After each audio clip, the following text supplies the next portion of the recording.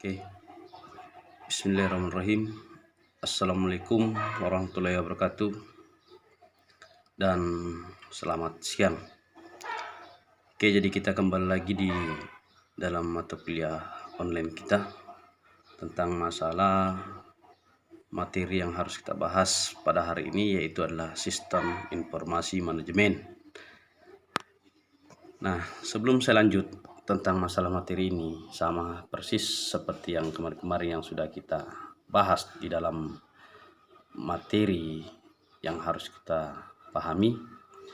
Jadi untuk tugas mahasiswa selanjutnya yaitu adalah bagaimana memahami tentang masalah sistem informasi manajemen itu sendiri. Di mana dalam salah satu sistem informasi manajemen itu sudah kita pahami tentang masalah apa-apa saja yang harus dipahami di dalam salah satu materi ini. Nah, sebelum saya lanjut di dalam materi ini, kemarin kita sudah bahas tentang masalah apa itu sistem informasi manajemen dan apa contoh-contoh yang harus kita pahami di dalam salah satu kegiatan tersebut. Untuk materi ini saya lanjut kembali karena kemarin kita sudah bahas di poin-poin pertama kita.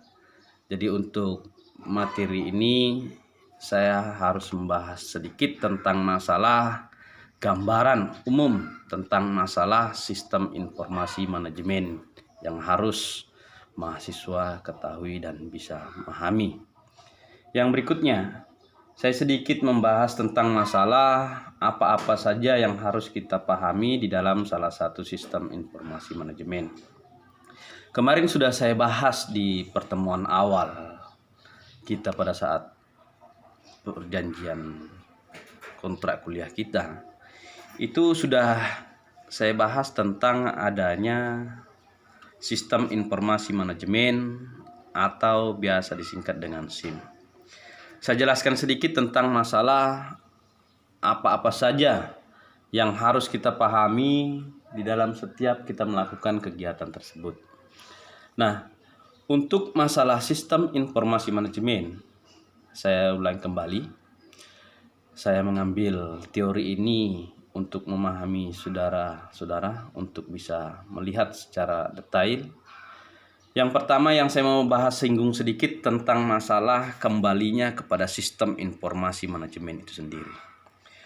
Jadi kemarin sudah saya jelaskan bahwa sistem informasi manajemen itu adalah sistem perencanaan bagian dari pengendalian internal di dalam suatu bisnis, di mana yang meliputi pemanfaatan manusia,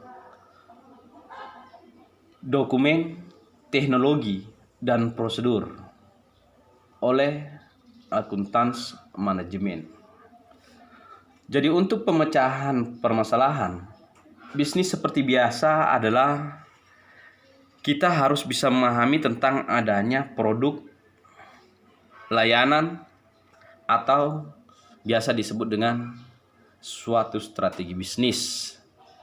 Di dalam sistem informasi manajemen, kemarin sudah digambarkan ada beberapa poin di dalam sistem informasi, ya, sistem informasi, apalagi tentang masalah manajemen. Jadi ini sudah ada gambaran umumnya tentang masalah apa-apa saja di dalam sistem informasi manajemen. Nah, materi berikutnya tentang masalah bagaimana tujuan mempelajari tentang masalah sumber daya yang ada. Jadi untuk materi minggu lalu kita sudah sampai di materi tentang masalah manajer dan sistem. Jadi saya mau ulas kembali tentang masalah bagaimana kita harus bisa memahami tentang masalah keahlian-keahlian yang sudah kita bahas sebelumnya. Di sini saya menggambarkan sedikit tentang masalah alasan perlu diberikan perhatian pada manajemen informasi. Kemarin sudah ada pembahasan tentang masalah kompleksitas kegiatan bisnis yang meningkat. Di sini saya mau berikan contoh sedikit tentang masalah contoh dalam sistem informasi manajemen. Yang pertama yang harus kita pahami di sini tentang masalah e-learning. Saya ulang kembali. Yang mana yang dimaksud dengan e-learning kemarin? itu kita sudah ada gambaran sedikit tentang masalah bagaimana kita bisa membuat salah satu rekomendasi atau mendaftar online yang harus kita pahami di dalam sistem informasi manajemen. Seperti contohnya misalnya bagaimana kita membuat website kampus, bagaimana kita membuat website organisasi, itu kita harus bisa paham tentang masalah contoh-contoh dalam sistem informasi manajemen. Yang kedua tentang masalah e-banking, atau kadang biasa kita memahami contoh kecilnya yang seperti yang pernah sering kita dapatkan atau kita lakukan secara bersama, seperti contohnya seperti electric mail. Di dalam electric mail ini sudah ada gambaran sedikit tentang masalah di dalam sistem informasi, mengatur bagaimana supaya kegiatan tersebut bisa berjalan sesuai dengan apa yang kita harapkan tanpa merubah salah satu siklus yang harus kita terapkan di dalam salah satu dunia perkuliahan. Contohnya tidak usah jauh-jauh, seperti yang sudah kita lakukan saat ini. Kita sudah mengadakan sistem perkuliahan online dengan pengaruh adanya virus yang sudah dikeluarkan, isinya virus yang sudah dikabarkan pada saat hari ini. Itu saya rasa Anda sudah cukup bisa memahami, kenapa kita harus dikasih sekolah online atau kuliah online. Nah, di sini tentang masalah contoh di dalam sistem informasi tadi, itu yang kedua tentang masalah e-banking. Di dalam salah satu electric banking, di sini kita harus bisa gambaran apa sih itu e-banking atau internet banking. Ya, di sini kita sudah pernah biasa dapatkan tentang masalah kegiatan yang melakukan sifatnya transfer atau pembayaran. Nah, di sini di dalam sumber daya yang harus kita pahami tentang masalah bagaimana merekrut salah satu karyawan atau bagaimana cara menyeleksi karyawan baru, itu kita sudah bisa memahami, bisa menggunakan dalam artian kita bisa menggunakan dalam bentuk e-banking atau kegiatan yang melakukan transfer pembayaran atau transaksi-transaksi lainnya dalam bentuk penerimaan karyawan, itu contohnya. Yang ketiga tentang masalah e-commerce, ya. E-commerce di sini tentang masalah pembelian, pembayaran, dan penjualan, seperti ada yang dilakukan seperti penjualan yang ada di IndiHome, ya, Telkom, itu dia menyalurkan atau menjual salah satu kegiatan, ada yang disebut dengan menjualkan atau WiFi, ya. Itu kita harus bisa paham tentang masalah komersi atau elektronik komersi, tentang adanya salah satu pembelian atau pembayaran atau penjualan seperti biasa internet atau wifi, ya, pemasangan atau televisi, TV kabel, itu dan sebagainya. Nah, yang keempat yaitu adalah sistem layanan. Yang mana yang dimaksud dengan sistem layanan mahasiswa di sini sama halnya kalau kita membuatkan di salah satu prosedur di dalam salah satu kegiatan atau alur dari manajemen informasi tentang masalah bagaimana informasi termasuk data yang harus dilakukan oleh pihak kampus untuk mengeluarkan salah satu statement tentang masalah formulir, itu bisa kita gunakan dalam bentuk sistem informasi. Harusnya tadinya kita harus bisa memahami tentang adanya teknologi yang ada.